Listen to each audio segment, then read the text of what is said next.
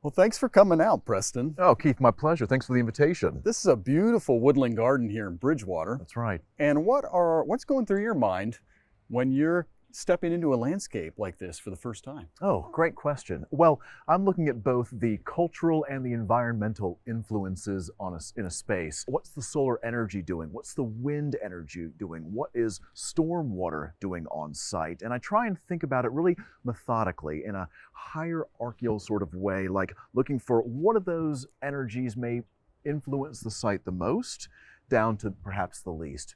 And in this case, we have a lot of wonderful canopy trees, which I think are not only creating lovely shaded spaces, but also providing structure and focal points in the garden. Once I begin to make suggestions about adding light or removing it from a situation, then I begin looking at what stormwater is doing, what stormwater behavior on site. Now, typically I can only see what's happening on the surface. I have to kind of intuit or make assumptions about what's happening under the surface. But water always wins. So it's very important to steward it to really serve your interests and not create problems for you or someone downhill. Sure. So Karen, along with her garden coach, has done a really great job of edging these beds to define them in order to create lots of opportunities for planting in a variety of different plants in here. Let's talk about some of the plants. What are some of the things in the composition of plants that you're going to look at in terms of designing spaces with your clients? Typically, I begin, size is a great way to establish a hierarchy. And so I look at landscapes from a canopy tree, an understory tree, large, medium, small shrubs, and then ornamental grasses, annuals, and flowering forbs. Typically, I can create space with those larger plants and adjust the experience with those smaller ones. So typically, I will begin looking at the largest plants and how can they influence the activity or the experience. But I'm also looking at how do I organize a space according first to structure, what are the bones? And then I'm looking at how can I also cover the ground? And once I have my structure and my ground cover figured out, then I roll into things like seasonal show-offs. How do I insert plants that really mark the seasons or accent the structural plants? And then I add something called a nurse plant. And these are species of plants that seed themselves around into the landscape and fill gaps that emerge, occupy space where something maybe has a dormant season, and basically just helps repair and support. Sure, and this garden really lends itself to spring ephemerals with all these canopy trees about to leaf out. So I've noticed some trillium, I've been noticing some Virginia bluebells and things like that. Do you use a lot of natives in your own practice?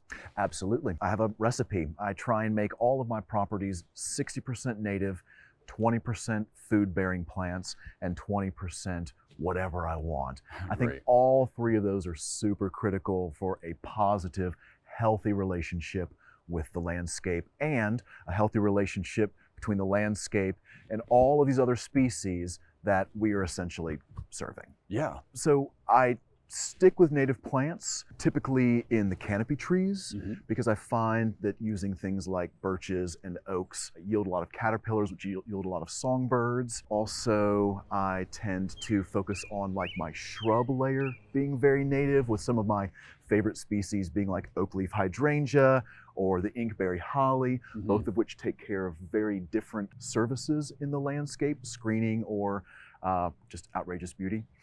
And so once I select specific native plants that either take care of stormwater or achieve ecosystem services like providing resources for pollinators and birds, then I begin to look for, okay, where can I leave room for edible plants? And with edible plants, I tend to start with my trees first and work backwards to my annual vegetables, trying to find ways to put perennial crops into the landscape. So in a garden like this, I would look for opportunities to bring in fruiting trees, then fruiting shrubs. Blueberries are such a great addition, 4-season color, high yields, great pollinator value. And then I'll move into spots to have annual vegetables, but that can be a little bit high maintenance. And so when I'm identifying places for annual vegetables, I look for ways to kind of squeeze them into the nooks and crannies around my structural plants or some of my favorite oddballs so that they're integrated into the landscape and not segregated as food over here,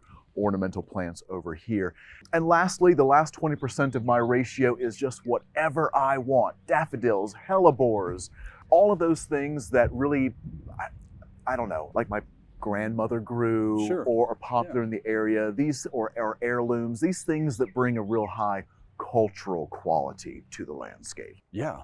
And when you are looking, maybe you step into an overgrown, a very mature landscape, how Yeah. would you go about the process of editing the plants that are in that landscape?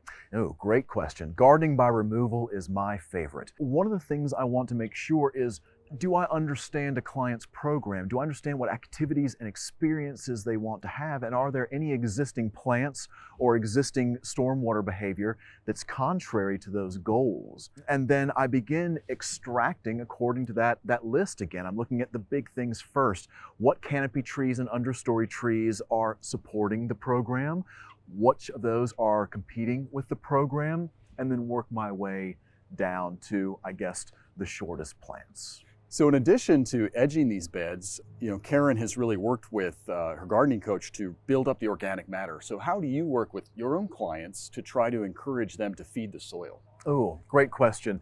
A lot of times when people are working with brand new properties, there's an investment that's necessary in relatively, things that are not fun to spend money on. And that is the infrastructure of soils and potentially mulches, gravels, drainage, stormwater management.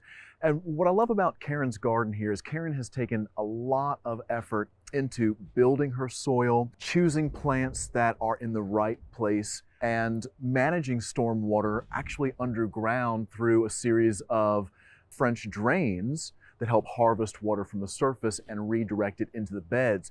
So we're standing on a really high functioning machine, and so much of the work in the landscape is really underground.